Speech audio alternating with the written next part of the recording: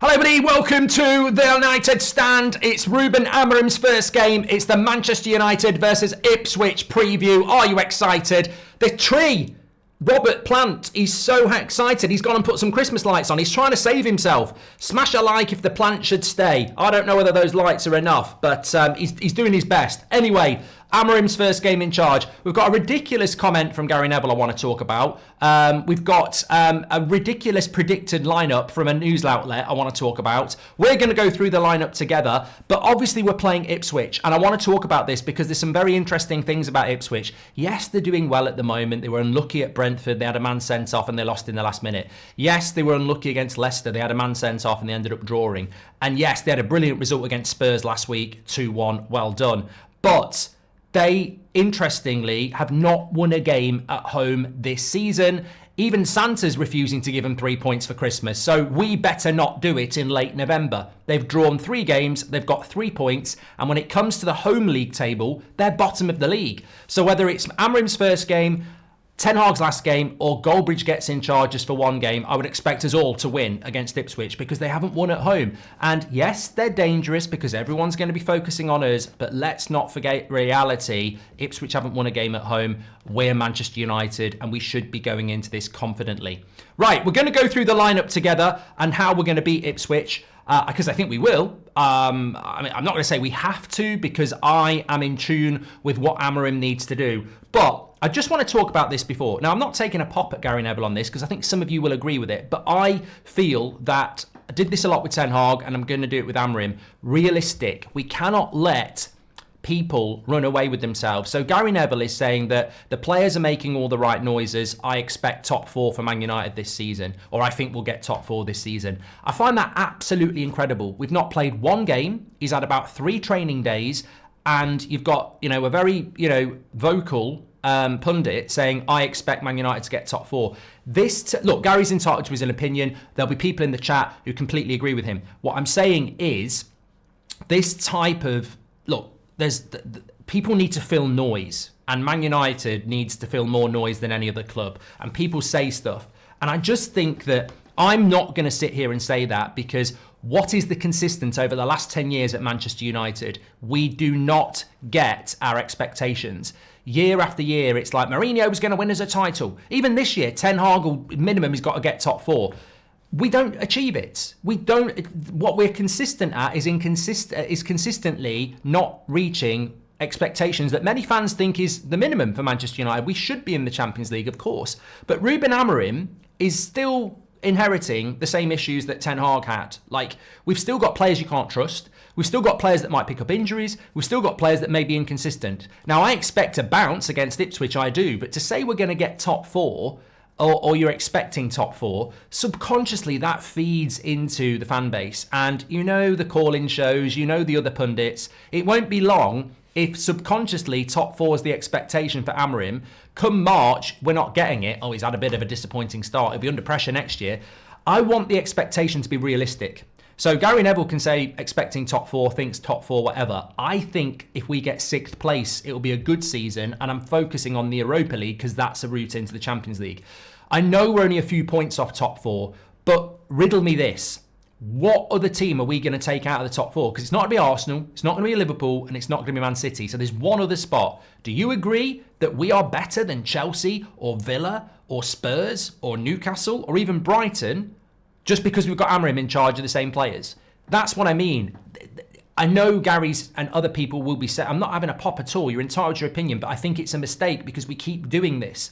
What I would rather hear, especially from people with such a large platform, would be, look, if Amorim can get United top 4 this season, he deserves a statue. He's coming into a team that is rock bottom, that really hasn't been able to find a style of play for a decade, and he's got to build it with no pre-season, with amongst a massive amount of games. You say that back to yourself and then say we're going to get top 4. He would deserve he'd probably deserve manager of the year for me. So I don't think it's helpful when people go, I think we can get top 4. We're only a few points off. I know we're in 13th place, but we're only a few points off. Yeah, there's 10 other teams in front of us. So they're all going to collapse and we're just going to stroll into top 4. We've still got to play Arsenal and Man City away, 2 of the most difficult games in the season before we hit halfway.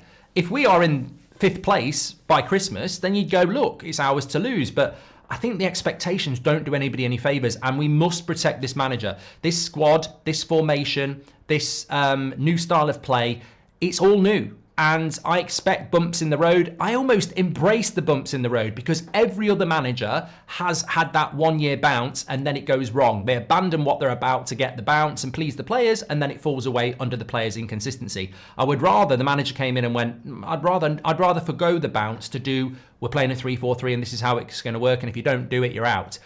I'd rather get the hard yards in at the start and have longer term success. So I don't agree with people saying, I think we'll get top 4, because I think it can be quite damaging. Anyway, let's get into the game.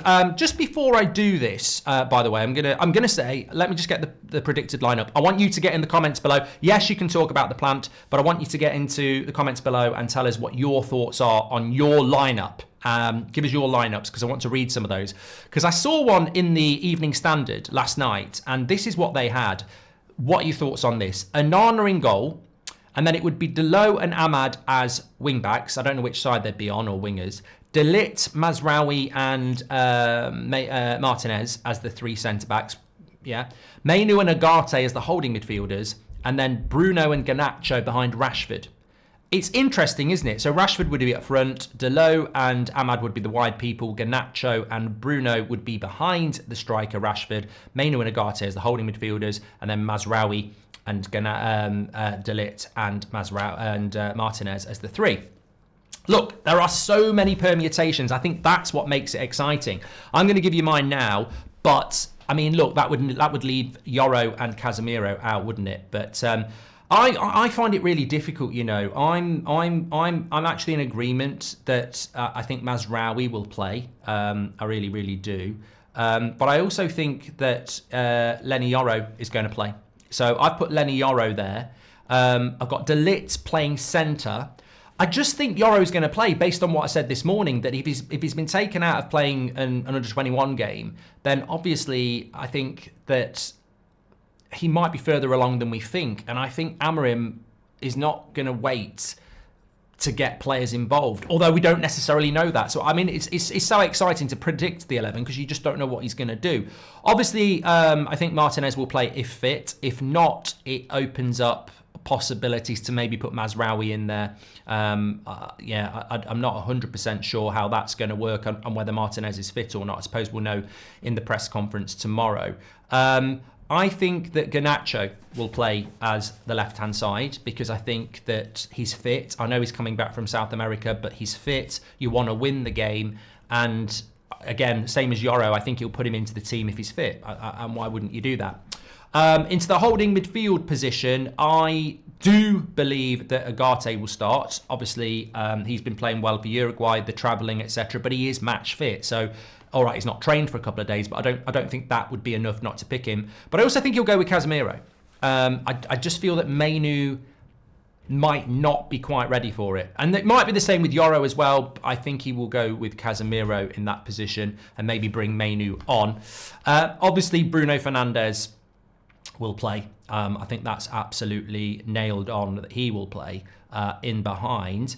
I disagree in relation to the striker position because I think it will be Rasmus up front because he is the striker. He could be the Gyökeres. I think he will go with Rasmus. I think it's interesting that he could use Rashford there, but I think away from home, physicality, look, it'd be interesting. I don't think there's a long-term future with Rashford up front, so why would you do it? So I think he'd go with Rasmus. But look, who knows? It might be another my project Rashford from a new manager to, get him going and he'll win Player of the Year and score loads of goals. Great. But I don't really think he is a striker. But look, who knows?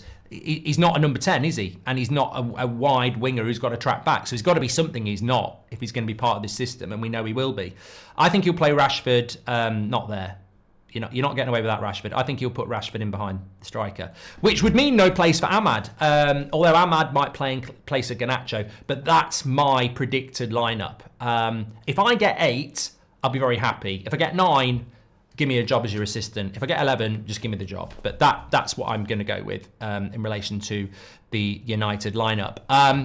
With regards to the game, look, I think we win. I think we win 3-1. I think that we are very much starting a new world under Amorim, and I'm very excited about it. Looking at Ipswich, they're a very intense side. I've seen them a couple of times this season. They work ridiculously hard. I think this will be good for us because we've got a manager that wants intensity. I think we're bringing the intensity anyway.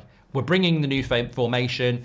Players are playing for their position. If that was the team, Ahmad's not in it, Mount's not in it, Mainoo's not in it, Delo's not in it. So there's loads of players that are not, Mount's not in it, as I said. There's loads of players not in that team that they'll be chewing at the bit to get on the pitch. So Xerxes as well. So I think that whoever starts and whoever's on the bench, they're going to be ready to give for Manchester United against Ipswich anyway. So the fact that Ipswich are intense and Portman Road's a difficult place to go, new manager, new players' attitude, I think that will be good for us. I think the worst team to be playing would be someone who plays a low block. So I think high intensity from Ipswich should play into our hands. I think it'll be quite open. I think there'll be a lot of chances, and I think we'll take them. And I think Ipswich play into our hands because they will be very intense. Obviously, Kieran McKenna, former Man United assistant coach or coach. I hope Ipswich do well, but I actually think that the way they play will suit the way Amorim wants his first game to be.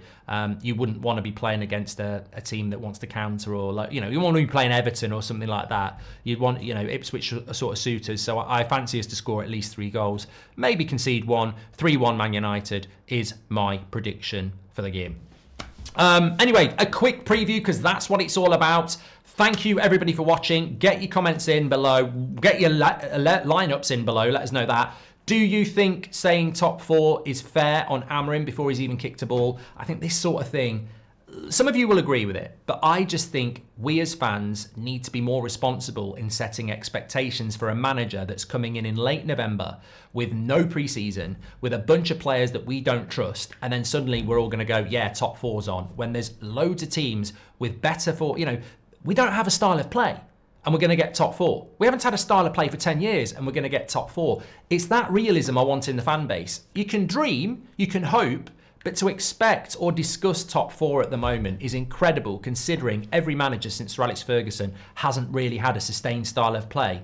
And now a manager comes in, we like his interview, we like his clothes, we want him to do well, and we're saying, yeah, top 4. It's why we fail, because we start running before we can walk. And I think if he gets 6th place and it's the Europa League that I'm looking at, then that would be a good season for us. If he gets top 4, I think he deserves Manager of the Year and Player of the Year.